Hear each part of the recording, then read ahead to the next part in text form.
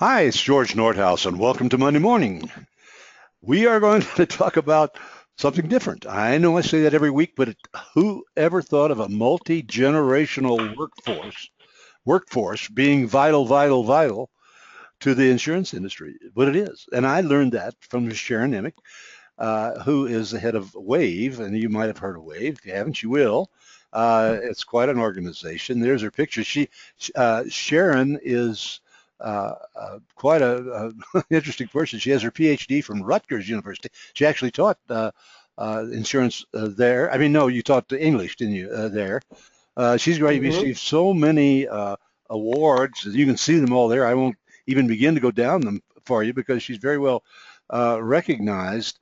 I didn't realize you had an agency yourself. Are you a partner in an agency early on, right? Well, I started my own agency back in the late '80s Oh from yeah, nothing, from yeah. Well, scratch. that's a beautiful thing. Yeah. And then you went on into well, look at all those awards. I mean, you can go on and on because what she's done here for the women of the world, and but more importantly, I mean, well, what she's learned in the process, and what we're going to share now. So later on, come back and look at all this list because it's so impressive. I don't know where to begin, but I do know that she and I have talked for a while. I have heard of her organization called WAVE. That's WAHVE, which she'll tell you about in a minute on the way out. But she also is really a change agent, and that's what I like about her because she understands one of the things, but she understands change. And let's talk about change. Let's start it that way, Sharon. Okay. Well, I'm sure many people who are on this call, who'll be listening to this, will know that they look back over their lifespan. I'm sure they're going to see a lot of change that way they have gone through. But I just wanted to put change in perspective. Because we need to understand what's happened over time. Change has gotten to be very, very condensed now. I mean, from 10,000 BC to 1700 AD, we were in the agricultural age. Change was so minimal over thousands and thousands of years. And then from 1700 to 1970, we went into the industrial age. That's when we finally began to figure out how to manufacture things, and that lasted for 270 years. And then the information age, so until 1970, we were sitting in a similar kind of approach to everything. And actually, that's also called the production age, where we made things. And a lot of how we even operate today in our businesses is still based on the production age model, where we think the way we do job descriptions and procedures has still to do a lot with that industrial age production mindset. In fact, we call our salespeople producers, Mm-hmm. which is an interesting Mm-hmm. thought. I mean, today you talk to young kids and you say, "Oh, you'll be a producer." They think they're going to produce a movie or something, or a video, or a YouTube something. They Right. don't think of a producer necessarily as a salesperson. Uh-huh. And then we went from the information age starting in the 70s, which everyone thought would last a longer time, but it's actually changed in 2010 because we now had all that information. We had the technology, the computers, we had the web, and so information was now at everyone's fingertips. But so then there was a huge change, and they're calling it sort of no one really knows what they're calling this yet. They say the maker age because we share, we create, we Mm-hmm. collaborate. There's this new concept called design thinking. And we're also saying, well, maybe we should call it the disruptive age because everyone's now talking about disruptors. Yeah. And we do have a lot of disruptors. In fact, the changing workforce, the dynamic of the multi-generational workforce is actually disrupting how we're going to be able to manage our own companies. So more and more people are beginning to think, well, maybe we should call it the disruptive age. But in any case, that's going to end in 2020. You know when And what will come after? Oh, I was just going to, Yes. sorry to interrupt, but you know, when in 2001, I'm looking at that now, I made a speech somewhere. I used to speak a lot, don't anymore, but I Mhm. made a speech somewhere to a big group of agents, 2001 now, just to put this in perspective. And I said, how many of you have ever bought anything over the internet? And there must have been 300 or 400 people, and there were three hands that went up, Sharon, three of Mhm. 300 people. Now that's how close the batch was. I mean, we all remember 2001. So at any rate, I'm just saying I what changed? Yeah.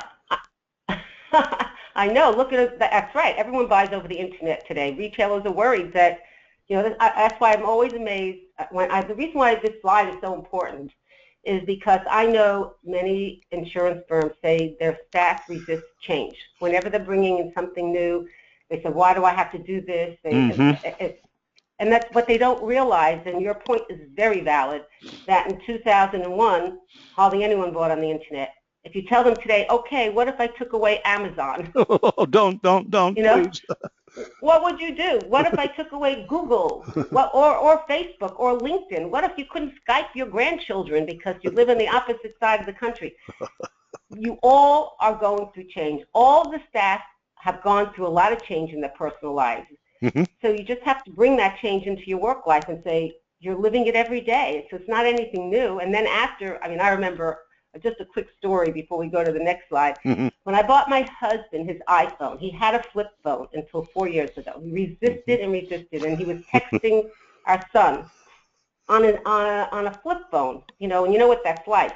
Yeah. A, B, C, D, E, F, G. Yeah, I know. So for his birthday, I bought him an iPhone. He was so angry at me. He said, I'm gonna throw the phone out the window. This is the worst birthday present I ever got. Today, I say, put away that iPhone. You're in bed. It's 12 o'clock at night. He sleeps with his iPhone. He can't part with his iPhone. Oh, no. So I said, who are you married to, your iPhone or me? Yeah. Good girl. Oh, that's and he resists change all the time. But once he adopts the change, he will never go back. He loves it. So true. So that's the perspective about change. And that's happening faster and faster. And and a lot of the change is so much better for our lives. It's just getting over that first hump of learning it. Amen. So, all right. So the last 20 years has changed everything. If you look at advances in medicine, technology, communication, I mean, today we have 3D printers, so that you can on demand create a body part if you need to have a knee replacement, and you're in some place where you can't get that. They can create them. It's amazing. What technology is doing is also extraordinary. I can control all the energy in my house from my iPhone. I used to be, you could come to your house and have your lights on. You don't have to waste energy because it can lower the heat and raise the heat from wherever you are. So when you come to the house, it works fine. And communication is everywhere. You can communicate in so many different ways. If you couldn't reach someone by phone, and it was impossible. You have email, you have texting, you have so many ways. LinkedIn, you have Facebook. There's so many ways that we can connect today that we were unable to do in the past. And of course, this has led to a dramatic change in everything. We have a longer, healthier life. We have a new shared economy now. Imagine you can have an on-demand Uber show up at your door, or a Lyft. You have Airbnb, where you can now you don't have to go to a travel agent to go find a home to rent in a foreign country if you want to stay there, or a place to stay. I go to visit my kids in LA, and I go on Airbnb, and I rent a house, for all of us to have Thanksgiving together. I could never do that. You know what? So the shared economy is dramatically changing everything. It's just wild. This morning in Santa Fe, where I live, there's a big lawsuit by the people that own the places that they rent and pay taxes against Airbnb. They said they're not paying taxes. They're not doing all the things that we've done. They're taking our business away from them. That's something new, too. Who'd ever would have thought that would be happening? I don't know what's going to happen. I know. It's fascinating. I know. Yeah. Yeah, I know. Well, the thing is, the shared economy is so new. Eventually, the dust will settle, and everyone will figure out how to manage it. All right. Same thing which was happening with the internet. It took time for everyone to figure out how to manage that too. Sure. But the shared economy is definitely transforming. It's disrupting a lot of businesses. So.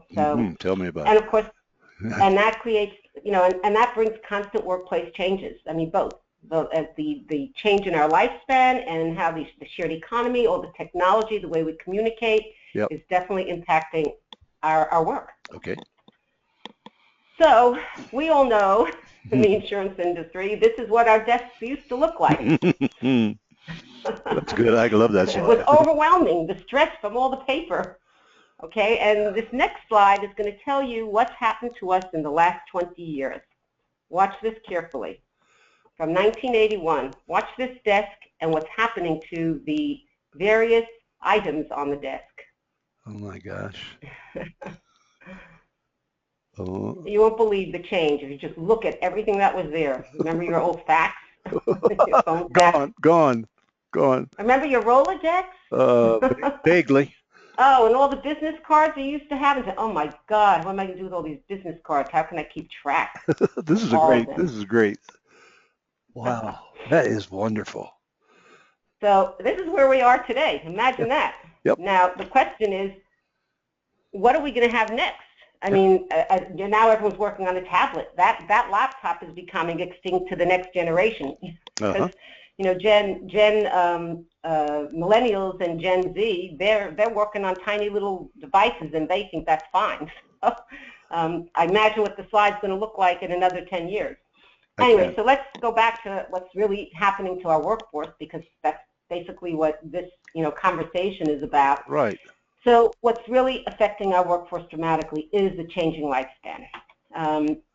10,000 boomers are turning 65 every day for the next 18 years, which is extraordinary. You just go back 20 years ago, and everyone said, oh, retirement age is 65, and most people didn't live beyond 65. I mean, it was based on the fact, all our retirement plans are based on the fact that not that many people would live longer than that. Mm-hmm. And, when you retire within a few years, you usually die. Yeah. It's changed dramatically. So, today, 1 in 5 Americans are 55 and older, and 1/3 of the labor force will be 55 plus years old by 2016. Mm. And life expectancy today, women live to 81, men to 76. Well, I hope it's going to be more than that, because I've already passed that one, baby. Go ahead. I know. All right. Well, you know what they also say, George? They say that the other statistic is 1 in 5 Americans will be 65 or older by 2030. Can you imagine? 1 in 5 Americans will be 65 or older by 2030. That's a huge number. Oh my God. Yeah. That's huge. Yeah. Yeah. It's huge. And, in the insurance industry, we're predicting this 50% boomer retirement over the next 8 years. And that's a huge, challenge to us, because we haven't been training enough young people to take, over time to get that institutional knowledge, so we wouldn't feel that huge void when that happens. Good point. Yeah, that's unfortunately, great. We all know the industry hasn't attracted enough young people, and one of the things we'll talk about is why the industry is having a hard time keeping the millennials, which they now need to keep and train. So, all right. So, the key in running your workforce and having them work together well as a team is understanding the differences in the generations. There are really quite significant differences. And so the silent generation, which they're still in the workforce. Look at you, George. Yeah, I go to many, and many meetings across the industry, and you see the principals of all the brokerages and the agencies. Majority of them many of them are silent generation, or at the very high end of the boomer generation. So you can see that, and they're staying longer. They're running their agencies longer because they know they're living longer, and they know it's better for them. It's healthier for them. Their mind stays active as they continue to stay in the workforce. But that silent generation, they were rule followers. They trusted authority. They were team players. They were very stoic. If things didn't go well, they stuck to their job forever, even if they didn't love it, because they felt they had to make a living, and they had to just do their job and get paid for their job, and they didn't question. They were, they followed the rules, and they didn't rebel.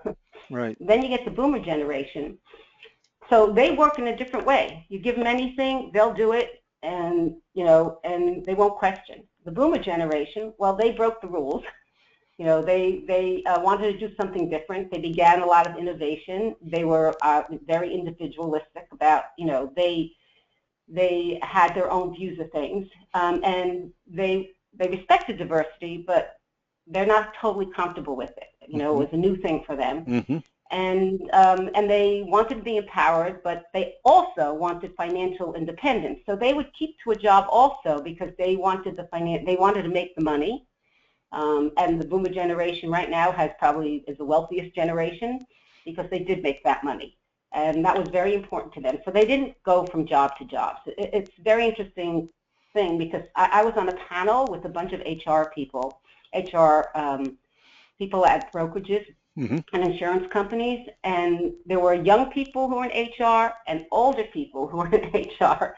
And the older people said, when I look at a resume, I don't want to see a lot of movement. That means they would move from job to job. That I wanted to see that they really did well in a job and they stayed in the job and they stayed for the long haul. The younger HR people said, oh, just the opposite. When I see someone moving around a lot, that means they're going to a higher job and learning more, a higher job and learning more, a higher job and learning more.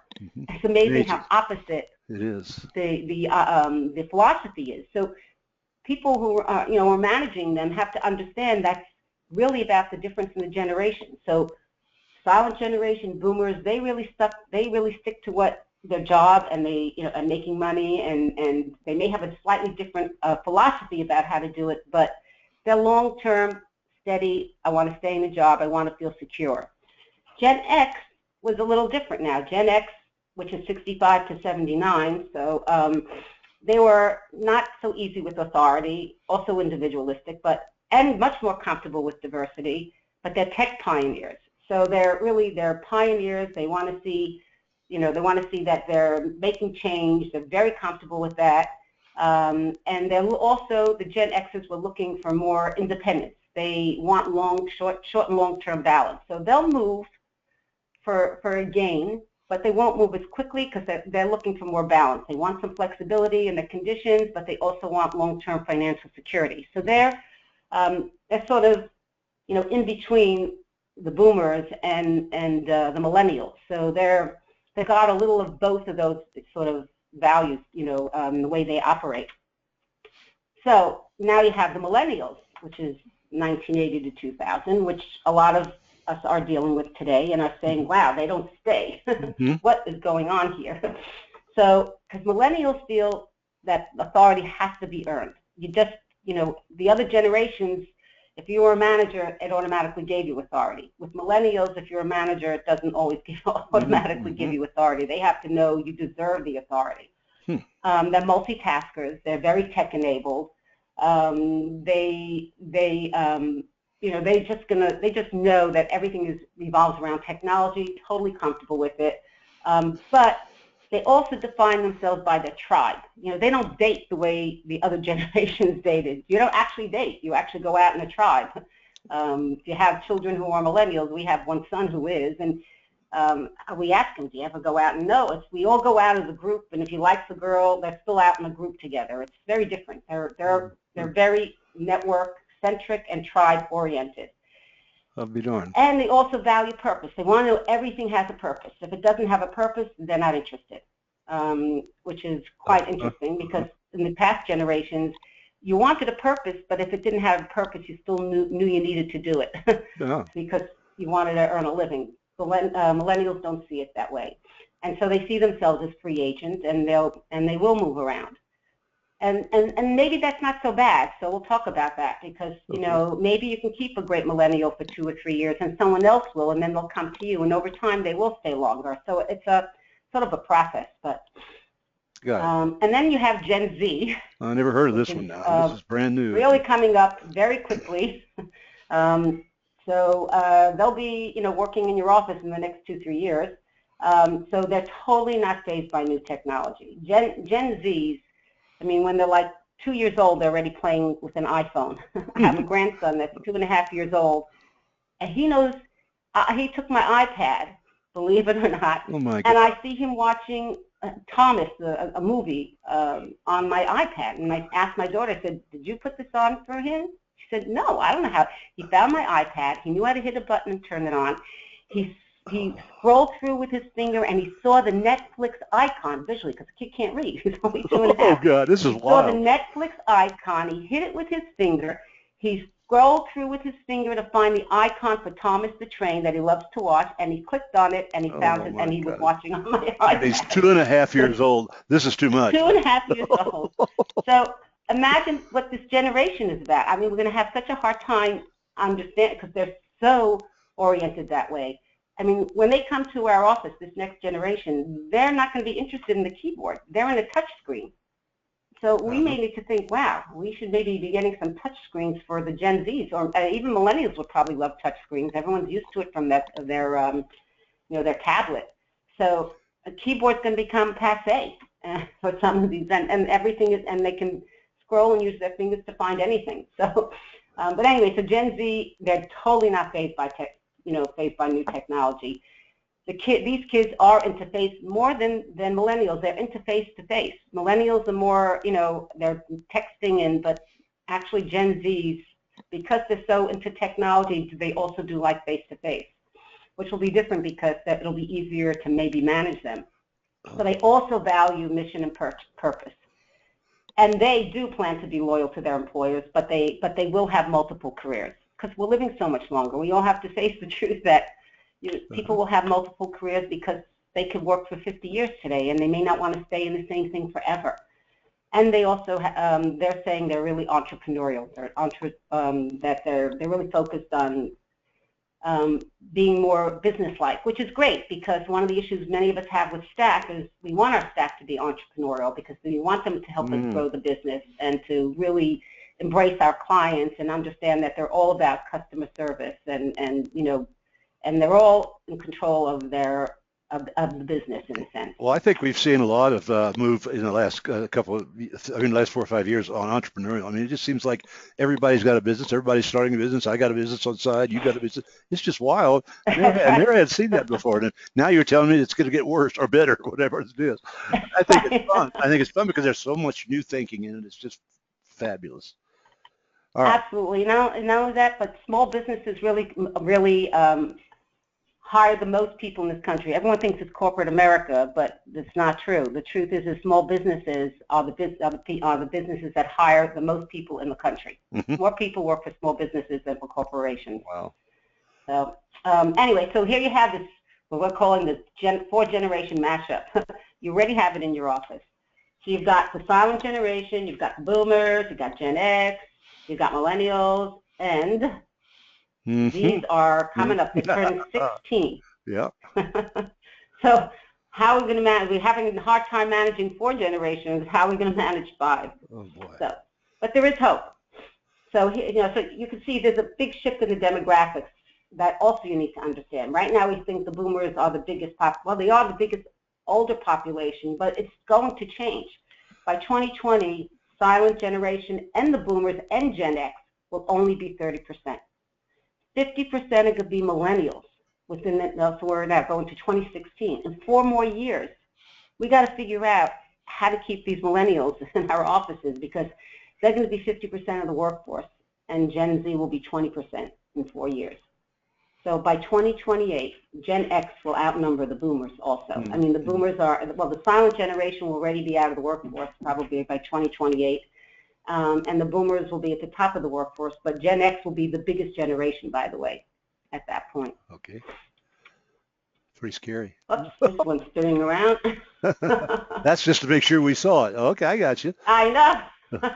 I love that slide. So businesses will need to engage populations across this entire wide age span, and management can't no longer be based on this production model of one size fits all. You can't have one methodology now for doing work. It's just not going to happen. Some people are going to be comfortable sitting at their computer with a keyboard. Others are going to want to be at a tablet, sitting at a client, where it'll just be different methodologies. It doesn't mean they can't work together, but you just got to know who likes to work in what way and how to give them the tools to work that way. So managing the same old way just won't work.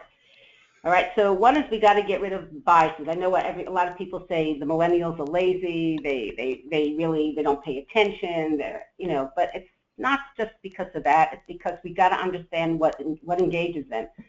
So you got to look for the best qualities in each of the groups to see what they have that you can work on to build on. So millennials are loyal if they have a purpose. So when I talk about purpose, one of the things that always amazes me about our industry is why we haven't changed the name yet from insurance. Because everyone thinks of insurance as an insurance policy. We're about risk management. We're about understanding risk. We're about protecting people from the risks that they face, both from business and a personal perspective. And today, risk is everywhere. I mean, we have global risk. The industry is dealing with the most extraordinary things, and we talk about insurance. Insurance is just one piece of what we do. And so a millennial needs to, you could tell a boomer or a silent generation, we're in the insurance business, this is what we do this, do that, and they're okay with that. They'll figure it out. But you can't do that with a millennial. A millennial, you have to say, why? I mean, a millennial has to, you take a millennial to your client and let him look at all the issues that your client is facing if you want to train him so he understands risk. And that's exciting to them. Today there are risks that they would get. They get the issue of viruses on your computer, that someone could, get into your system and steal your data. They understand risk. So the key is millennials have to have purpose. You got to explain to them. You have to take them visually. They don't want to hear it in the abstract. They want to see it. You have to visually show them why they have purpose and what they're going to do has meaning. Okay, and they will stay longer if you do that, but they may not stay forever. Unless you have a really good career path for them, they may not stay forever. Right. But that's okay. If you can get 10 years out of a millennial because you gave them purpose, then someone else's 10-year millennial will come to you, and you'll build on that. And then, like the silent generation, the boomers, more of them have to embrace change, and a lot of them are frightened of the change. But as I said earlier, you just have to let them know they're doing change all the time. They have smart. I mean, I remember, just remind them of all the old things they used to use. They used to use a thermofax machine. They would hate that.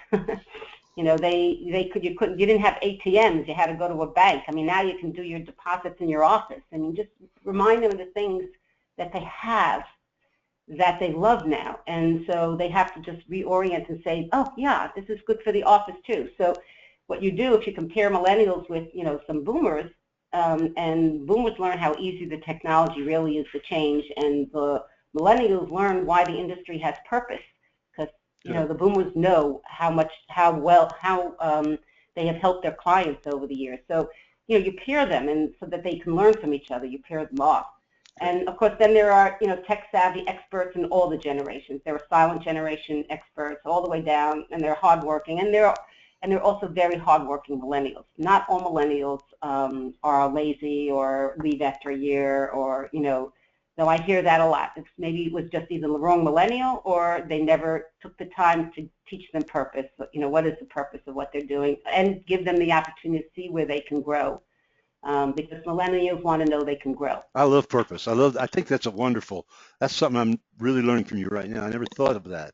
It's much more vital to give them that road to run on. I can see where, go ahead, excuse me for interrupting. It's really, it's a problem. The industry doesn't talk about purpose. Even when you talk about risk management, it's sort of an abstract. You don't connect it clearly to what that purpose is and how the difference you're making. Right. So you have to have, of course, a flexible approach to see what works. You have to try and test things, how they go. And then you have to build cohesion within the groups. So you should, I think one of the best ways to deal with a millennial is to have them shadow somebody who really is expert in what they're doing in your office. Not just tell them what to do. Let them shadow. Take them to a client, shadow you, see the questions you ask, learn about the client. So have them shadow someone for a month or two and before you even put them on a desk, so they get why this is so meaningful and what they can do to make it better. There's an agency that I've recorded, and I will be recording a lot more. It's Gibson Agency up in northern Indiana. It's real big, and they have a team approach. We did a Monday morning with them a couple of weeks ago here, and we're going to do some more. They're so good. But my point of it is they break up into teams, and the teams, of course, now they're hiring from the colleges, universities, and the team might have, say, five producers, and they all operate on the same team. They go after the same account together and everything else. But that's fascinating because what they're doing is just what you're saying. They're bringing these younger guys in, but with the older things, and they're perpetuating by team, not just by agency. And I think it's just that's exactly what I think you're saying. Yep, absolutely. And so you take the expert producer and you bring in young people with him, and you have them, and they work together as a team. He helps them. That's right. And he shows them, and he brings them to clients. You can't have them work at an office first. You have to bring them to see, even if they're not producers and they're just going to come in and be your account managers. They have to see the real thing. Okay. We could work in the abstract. I mean, I know in my agency, I would take my account managers to meet the accounts they manage so they understand them. But in many agencies, the account manager never leaves the office. They never really understand the client because they've never been to the client. They never understand the risk, the exposure. So without that understanding, it's harder. But boomers were willing to do that. Even Gen Xers, millennials are not willing to do that. They want to see it first before they do it. Got it. So what motivates employees is also changing dramatically, and purpose has a lot to do with it too. So employee career aspirations, it's about work-life balance. Believe it or not, 50% of people today want better work-life balance. And the reason why is they recognize technology is enabling that because they know they can work from anywhere. And many of them say, look, I got to go home for my kid. He's sick. I'll work from home. And they easily can. I mean, I know we have, even when I had my agency, I would have staff emailing it Sunday night because they wanted to clear out their email before they came to work on Monday morning. So, that's good. And everyone is wired today, even for business. So therefore, people want to know that they can have better life-work balance because technology enables that. 70% want to do, be the best at what they do. 13% want to earn a lot of money. 11% help other people, and 6% help society. But the biggest thing is life-work balance, which is very impactful for our agencies because if people want that, if you want to really keep a person, it's not going to be about earning more money. It's going to be about giving them a little more flexibility. So if you have a parent that has to be home for a sick child, that parent doesn't have to lose a day any longer. You can set them up to work from home. That benefits everybody because they don't lose a day. Your clients are taken care of. Someone doesn't have to cover, and they don't have to come back the next day and make up the work. And a client doesn't have to be unhappy because that day they were out and someone else was covering. They couldn't get to them because they had to take care of their own clients first. So it benefits everybody, to be able to give people a little more flexibility in how they work because then everybody wins. Good. So the definition of workplace, this is what they say, how they define workplace success. 26% is about happiness and enjoyment, 90% salary, 18% doing the best work, 15% respect and recognition, 10% high performance. So it's happiness and enjoyment. And what the research also shows is that it's about the managers. People will stay at a job for less money if they love their manager, because the manager cares about them, gives them the tools, helps them meet their goals, talks to them on a regular basis. If it's a bad manager, a manager who really doesn't interact with their staff, who really doesn't show that they care, people will leave. So it really has a lot to do with managers, and the statistic is very clear about that. So if you don't have managers who are meeting regularly with their staff, individually, not just in a group in a team meeting, but having lunch with them, how's it going, how can I help you? In fact, that's a new movement in terms of performance reviews. The latest thing in performance reviews is to get rid of all those forms that everyone fills out and has to score. They say the research shows it never worked, nobody likes it, everybody hates it. What's more important is having a series of thought questions and conversation with each individual staff member, a 10-minute conversation every month. What's the goals? How are you meeting them? What got in your way this month? What's happening? Things are going great. I'm here for you. And every month have a conversation individually with each of your staff. At the end of the year, you have that total performance review from all the conversations you've had. And that's the new movement for performance review. That's beautiful. That's terrific. Yeah. I hope people will listen to that. That's wonderful. Never thought of it. I have not thought. That's a lot of change going. It is. Yeah, a lot of change going on. You're scaring me. But keep going. Well, one of the problems is we're sticking to an old paradigm. Those performance reviews really had to do with the production model. We're not in that kind of environment any longer. I got you. So, that's why it's really changing. So here are the change drivers: technology, millennials, boomers. So it's about flex time. Time shifted work days. So maybe some want to work 5 days compressed into 4. There's remote work options, permanent or as needed. I mean, somebody wants 3 months, they may want to say, okay, I'm having, maternity leave. but I really want to be with my child for 6 months. Well, why not set them up to work from home? I mean, I could tell you a story about a broker I was talking to, and he said, oh, one of my best people, she's like 47, a fabulous account manager. Her husband just got transferred across the country. My clients love her. I said, oh, what's it going to take me to replace her? I said, you don't have to replace her. Right. Set her up to work and where they're moving to. I asked him, do your clients come to your office? She's an account manager. Should she go visit clients? He said no. So I said, does it matter there where she works with technology today? Wow. No one would know that she's still not in your office. Terrific. There's so many such flexibility today to keep talent. The key in our industry now is to keep as much talent as we can. And as long as we know these people have the institutional knowledge and they're great performers and the outcomes are great, what's the issue? Good. So because we also, so now you have cloud-based technology that can be done anywhere. Again, it's about getting the work done, not where it's done. And purpose. Boomers want to continue to make a difference. Millennials want to know they are making a difference. There's increased loyalty if they have purpose. When people have purpose, they're more loyal to you, they're more productive, they'll spend more hours getting it done. So what drives millennial loyalties? Because there's a big issue today. Well, how do you get them to stay? Well, they need to know why their work is important. They also need to feel like they belong to a tribe, which is why that team approach is very good. That team of 5 new producers working with an old producer becomes a tribe. And so they need that. They don't want to be stuck in a booth all by themselves, in a cubicle all by themselves. That's not, and they go there periodically to work, but that's not how they want to spend their work life. And they want to know there's a career path. If they think all they're going to be doing, they come in, you stick them in this cubicle, you teach them what they need to do, and that's the end of it, and they're going to leave. Mm-hmm. It worked for the older generation, but it doesn't work for the younger generation. And they want managers who listen to their ideas. And many times they think they know more. I mean, they think they know a lot, so they come up with ideas.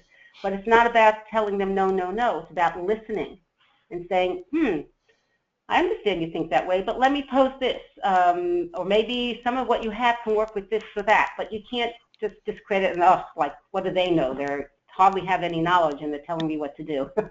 It's about, they just want to be listened to. It doesn't mean you have to do everything they ask.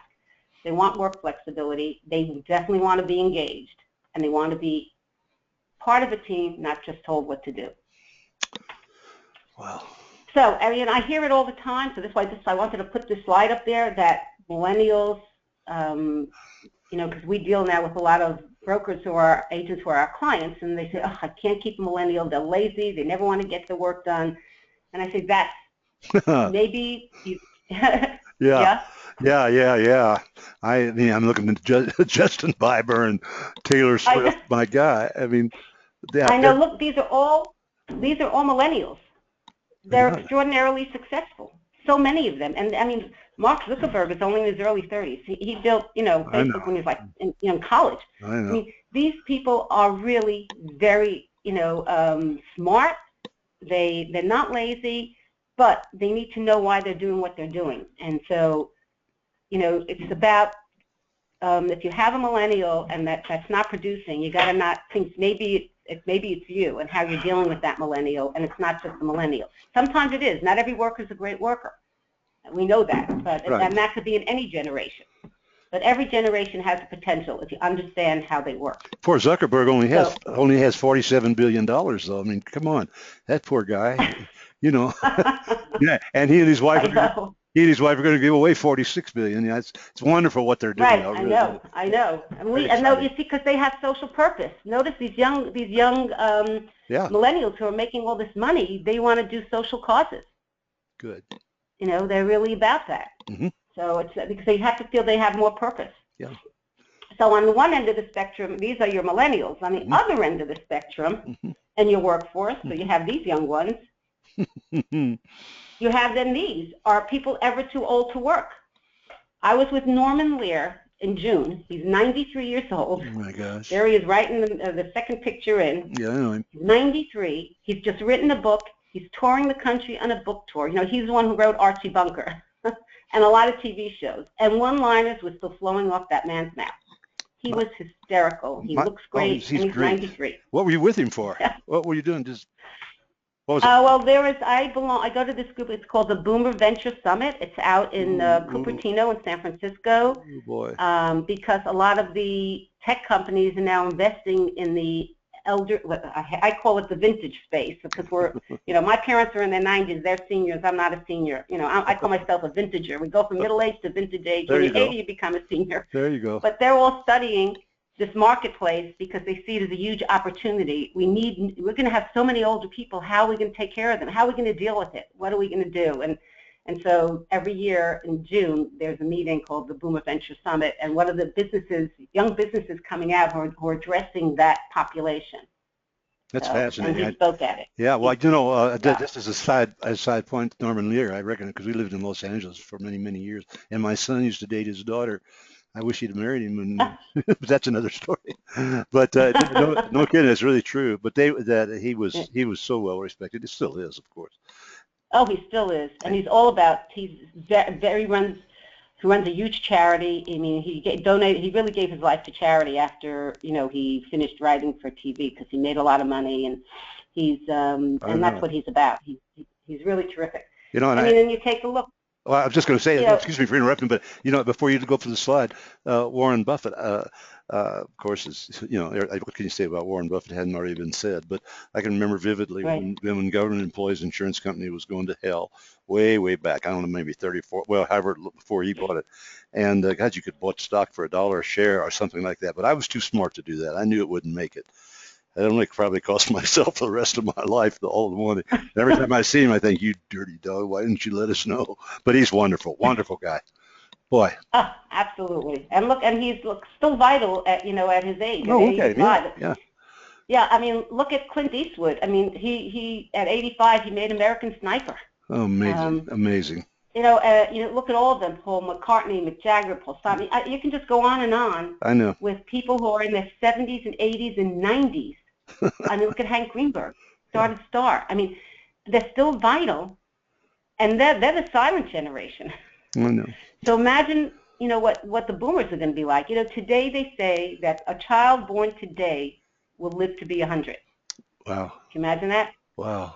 No. Yeah. So imagine the future workforce over the next 10, 15 years. Good point. How we see the dramatic change today, that's going to be even more dramatic over the next 10 years. All right.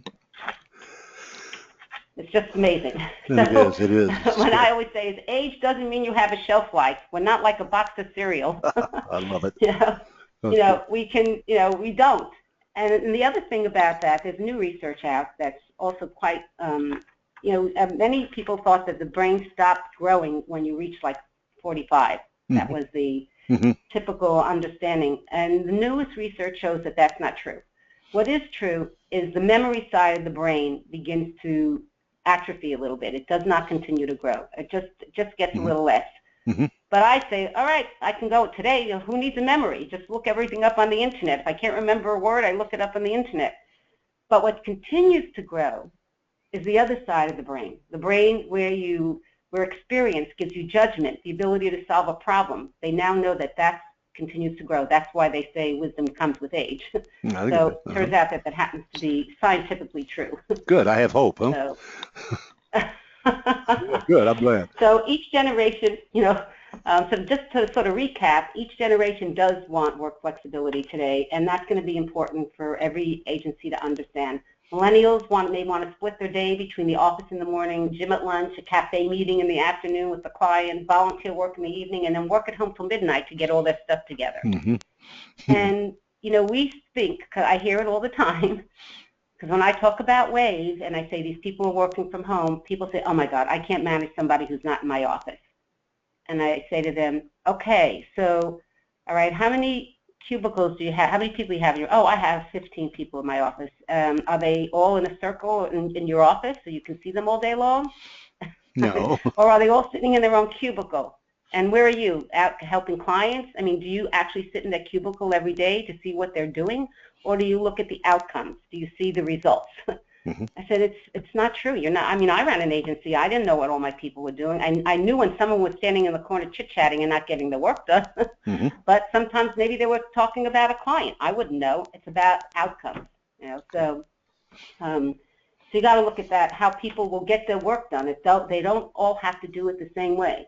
Gen Xers may work in the office 3 days and from home 2 days, and nights and weekends to allow for family time because they want family time. And to keep talent, you may have to figure out how to do that. Do you need everyone in the office at the same time every day, or do you just need core time? Because people just don't spend all day long together. They're doing their individual work. But if you want some ideas to cross, that's one of the things I thought, what's her name at Yahoo didn't do right. She made everyone come back in. No, make them come back in some of the time. You don't need them there all the time. And she lost a lot of talent. So Yahoo isn't doing so well Mhm. because a lot of her talented people who are used to working that way, who had the institutional knowledge, were scooped up by other companies who gave them a better work-life balance. Good example. I like that. Yeah. And boomers may work remotely via laptop and divide time among a summer home, winter home, visit with their kids and grandkids. Mhm. They feel they've paid their dues. 30 years in an office. You want to keep me? Give me some flexibility because and I'll get the work done. I know I'm a great worker. So, it's about who the person is and getting the work done. And then other boomers and members of the silent generation may be WAHVEs. That's your working exclusively from their home and wherever they happen to be. Sure. That's your business. I want people to remember who WAHVE is, and it's working at home. What's the VE? Work at home, vintage employees. Vintage Again, I employees. call it vintage. I hated the word senior, graying. Uh-huh. Got it. First of all, women never gray. Yeah. Oh yeah. Us too. Anyway, so only time will tell, what the priorities for Gen Z will be. But these are really the flexibility priorities today. And if you want to keep talent, you really need to consider these flexible options. Mhm. And boomers are definitely changing the retirement paradigm because people, and I call it now, they're pre-tiring. They're really not going to retire. Mhm. They can't because life expectancy is steadily increasing. Those over 60 plus are healthier. We're more active. I mean, years ago, everyone had to, when they got older, they went on a cruise. They ate themselves to death. Today, you see 70-year-olds on a biking tour. They're Oh biking, yeah. they're hiking, they work out, they do yoga, they're jogging. It's amazing. So they know that they're staying active, they're going to be healthier. So they're still vital. It's changed dramatically in 20 years. I look at the 20 years ago generation and my grandparents, they were old when they were 55. Right. Right. We're not old today until we're 85 maybe. So. Thanks. I feel better. Go ahead. Go ahead. Go ahead. So compared to their younger counterparts, vintage workers, and this has to do because the brain continues to grow in this way, because they're more knowledgeable from all the years, they're more experienced, they're more productive, they're more reliable, they're more emotionally stable at this point, and they're better equipped to stand back and see the big picture. That's where the brain continues to grow. So can you imagine if you take a boomer and they're a vintage person who's got this, and you pair them with millennials who have great memories. They know everything that's going on out there. They've seen every TV show. They know everything on YouTube.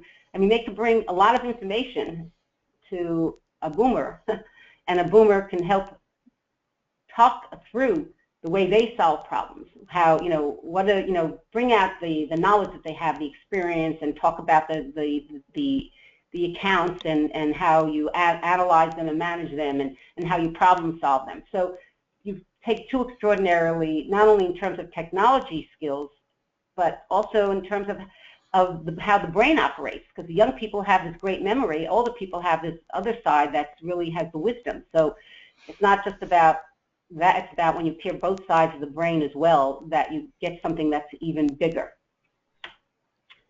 And employers benefit from seasoned experts' wisdom, the ability to compromise, as well as technical and strategic experience. So that's why you want to keep your boomers. And boomers want also life-work balance. They have the institutional knowledge. They've got the computer skills. There's no reason why they can't have some flexibility to work from home, and they get the work done. And here's the other side of the coin today, and you see it in the shared economy, that a lot of workers don't want to be an employee any longer. They want to be, I call them solo entrepreneurs, a freelancer, some of them are calling them gig workers, and some only want temporary work. And that's because they want more control over their lives, especially those who want to be freelancers. They don't want to just work for one person. They want to work for multiple people, learn the differences, hone their skills more from working for different people, and work and have control over their lives. And that's growing. And that 34% of that American workforce, if you look down here at the chart, this is how it breaks out. So it's all across the board. I mean, except for the silent generation, because you know, they're really just used to being in an office completely. But you can see the boomers, 30% are into being freelancers today. They're going out on their own, doing consulting. They just done in the office. They're done being an employee, and they want to do freelance work. You have 29 in Gen X, and you have 28% millennials. So it's across all those three generations, and because they just want to control, you know, what they do, how they do it, for whom they do it, when they do it, and technology is enabling them to do that. So here's what's happening. Technology and demographics are leading to all these changes in our workforce. So who's going to be in your workforce? You're going to have traditional office workers. You're going to have multiple generations in the workforce. You're going to have contractor, gig staff, freelancers, and you're going to have what I'm calling our ways, pre-retirees, because they've left the regular workforce, but they want control over their lives and continue to work. And how you can do it, you have to have a culture of flexibility. You can't be one way fits everybody, because you'll lose talent that way in any generation, maybe except for the silent generation. You have to have some flex. You have to have flex time and even maybe flex locations, you know, so that people can work from anywhere. Maybe you need to have choices in managing time. People can say, you know, I only want to work 3 days a week, but I'll put in 12 hours for those 3 days, and then I'll put in these many hours at home. You have to listen to what everybody, you know, you have to have a conversation with your entire staff, an open, honest conversation about what kind of flex time different people would like and how they can all work together to figure out how to make it work, because it's happening. So to deny it and not talk about it, you may end up losing some talent, because this is a really growing thing. Some people might say, look, I really need reduced time now because I'm going through this life thing. I can't work full time. So you need to have that kind of flexibility as well. There's also about time off. So another thing that's happening with a number of companies, I know Netflix has done it and a few others, and that is there is no longer personal days, right? You know, everyone gives you, okay, you have, you know, 15 personal days, however you want to use it. A number of companies have found that to track the personal days, what it means, I mean, it's such a nightmare, and does this carry over, does that carry over? A number of companies have said, forget it, no more work day, no more of that. Take whatever time you need. You know, everyone needs to have some time off, we get that. Take whatever time you need. Now, if you have flexibility where they can work from home, they don't have to take their time off when they're sick. So this is about, you know, vacation time, personal time. But if you're going to take your time off, because every time you're out, you have to put it in the calendar so people know you're not here. You have to make sure someone in your team is covering for you. And now if you take too many days, your team or people who cover for you are going to say something to you and say, I'm sorry, we're not covering for you, therefore you can't take it. So they sort of self-manage, and it's about the outcomes. And companies are finding that people are really not taking any more time off, but they appreciate it, and their outcomes are all still there. Good. So that's another new movement that's happening. So watch for that. And then people are going to have flex careers. They're going to go in and out of careers, and that's just the truth. And, you know, we have the ability to do that within our own offices in a sense, because we have multiple kinds of jobs, you know, from personal lines to commercial lines, and within those, you know, personal lines and commercial lines, there are, you know, people who do rating, quality control, account managers. So we have a way to have people have somewhat of a flex career depending on where they are in their life. If they want something easier because it's the time of their life where they need something easier, we can give them train them in something easier or more, you know, more challenging. So we should think about that too. How do we help people within their lives have careers within our own companies? And of course, and then there's, pre-retirement. And the keys to success, again, right at the top, is purpose. Purpose, purpose, purpose. That's what everything is about today, purpose. And this industry is a lucky industry. I mean, I have a friend who manufactures bathroom towels. Mm-hmm. He's having a hard time trying to make purpose. They're making nice towels, but a lot of people make towels. Yeah. What's the big purpose in making a towel? Of course, he says it's about making the best towel, the nicest towel. People will feel good when they see their towels. But it's a harder purpose sell. We have an extraordinary purpose sell, one of the best in the world, and we don't sell that purpose enough. Second is collaboration. Today, again, it's about collaboration. It's not no longer, just authoritarian, top-down, do this because I told you to do this. People collaborate in teams, you get more ideas, you get more efficiencies. So collaboration is really crucial. Engagement, people need to be engaged. They need to have the right tools, they need to find the tools that are exciting, that they need to know that they're involved in figuring out their jobs and solving problems on their jobs. If they're not engaged, the statistic out there, believe it or not, is that about 70% of the workforce are not engaged in their job. Ooh, that's scary. That's really high.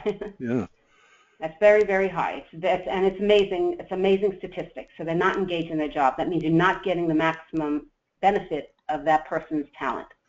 And one of the biggest reasons they're not engaged in their job is their managers. Again, having really good managers. What happens many times with, and I know it happened in my agency, and I couldn't get to fix it, but we had some people who became managers because they were good at an account executive. We promoted them to manager, but they were not a good manager. So you really need to have a manager who understands people and how to communicate with them and make them feel good about themselves and their work. Right. And when they're not doing a good job, understand what it is. And if it's not the right person on the bus, that they should get the person off the bus. And the other key to managing all of this is looking at the outcomes. And that's how you know how good your people are, because they get the outcomes that you want. They keep the clients, they upsell, they cross-sell, you get a high retention rate, and that's what, so looking at the outcomes is what's important, because I know, I'm sure all of you know, that there are some people who can get 10 things done well in an hour, and another person who can hardly get one thing done well in an hour. So you really need to look at the outcomes. And the last, of course, is leadership. Leadership is not just about being a boss. Boss is one thing. Leadership is about leading your people with your own passion. If the leader doesn't have passion about what's going on, that filters down. The leader has to also have that passion, have that purpose, and engage people. And everyone needs to know that the leader really feels that this is a wonderful place to work. Right. And these are the reasons why. So leadership is really crucial to keeping a talented staff. All right, so we're wrapping it up. Here we go. Yep. Okay, so the future of work quickly is work will be done anywhere. It's about the right job, the right skills, the right resources, the right moment, the right quantity, the right people, the right price. This is what it'll be in the next 20 years, or 10 years even. And so let me just quickly tell you about WAHVE, because I know we're coming to the end. So what we're really doing is we're really bridging the gap between an insurance brokerage, an insurance agency's needs that you can't find talent, and a seasoned professional who's now left the regular work office, wants to work from home. They work in their own home office. We contract them out to agents and brokers across the country to fill whatever need, whether it's account manager, whether it's policy checking, rating, claims. We even have some retired controllers, CFOs. So, and they don't want to be an employee anymore. Right. And they can work full-time or part-time, but they work from home. So we have a vetting process that totally qualifies them. It's very unique. We have built our own software. We test them on technology. We have our own timed online insurance knowledge test, so we know they have insurance knowledge. They're pre-retirees. They have, well, that should be 25 years. That's an error. 25 years of experience as an insurance professional. I don't know how that got to be 15, but 25 is our minimum. Okay. So we enable them to continue to work with what they know best, and to still have a productive life. They continue to support themselves in their retirement by supplementing their retirement income, and they keep the institutional knowledge in the industry because we still need their knowledge. And so we already have 300 WAHVE experts Wow. who we have matched with over 200 insurance brokerages across the country. We have, brokers as small as 5 people, all the way up to USI, Brown and Brown, Oh my gosh. Willis. So The big yeah, boys. and we've even worked with some insurance companies and wholesalers as well. Wow. I didn't know that. That's great. Yeah. I mean, we're working with Beasley. We're working with Berkeley. Oh my gosh. Yeah, I got carriers you. and yeah, because we have a lot of underwriters on our database as well. We have over 5,000 pre-tired, qualified industry experts on our database wanting to work from Oh home. my God. Yeah. That's unbelievable. And when did you start this? How many years? 5 years ago. Wow. Yeah. This is phenomenal. Yeah. Phenomenal. Well, here's Well, the. that was one way to solve the problem. Everyone's talking about we're losing all this institutional knowledge. Oh my God, what are we going to do? And we can't seem to attract enough millennials. So I said, well, there must be an opportunity here. And when there's a problem, there's got to be a solution. and one day I woke up and I said, oh, I think I have it. Well, now, let me ask one thing here, Sharon. If I were an agent and I had, I'm overwhelmed and I don't want to hire anybody new, is that the guy that calls you or gets with you, or yeah? I don't want to hire anyone new, or I need someone part-time, or someone left and I can't find a replacement, or I'm growing and I can't find a person I can't find a good account manager. I've already tried 3 times and they keep leaving, or I have to fire them because they don't get it. I mean, anytime there's a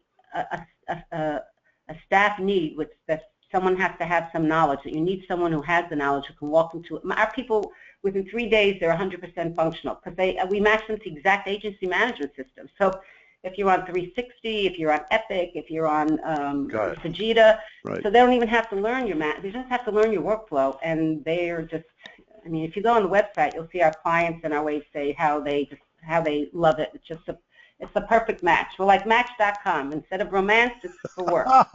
You're something else. Listen, we better let them go because it's been a long one, but it's been a necessary one because it needed to be said. I don't think anybody's had a presentation of any kind that compares the millennials, the Z's, the everything else so well and puts it right in. And I want to thank you for taking the time and effort to develop this.